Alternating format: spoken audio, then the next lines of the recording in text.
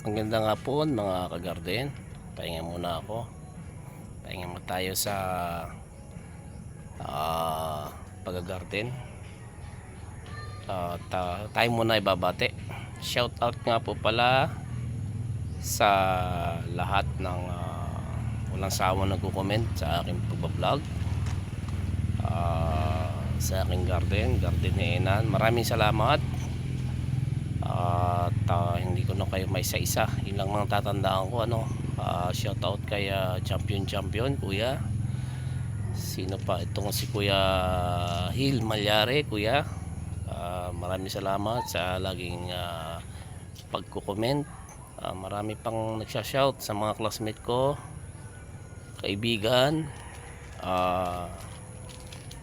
yung mga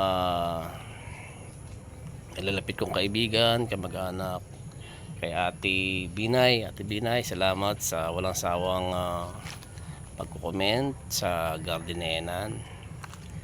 Doon po sa mga hindi ko nabanggit, marami po yan, mga walang sawang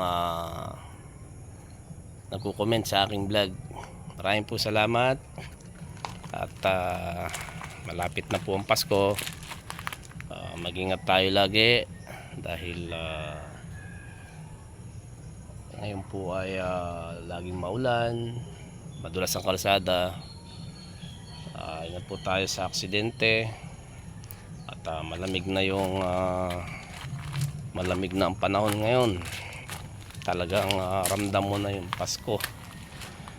At maraming salamat po sa inyo.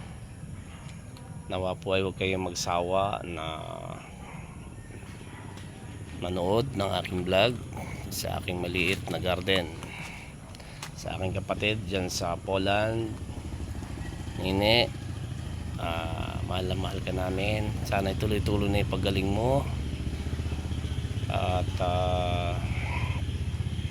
sa lahat po ng hindi ko nabanggit, PM lang po tayo para ma-shoutout ko.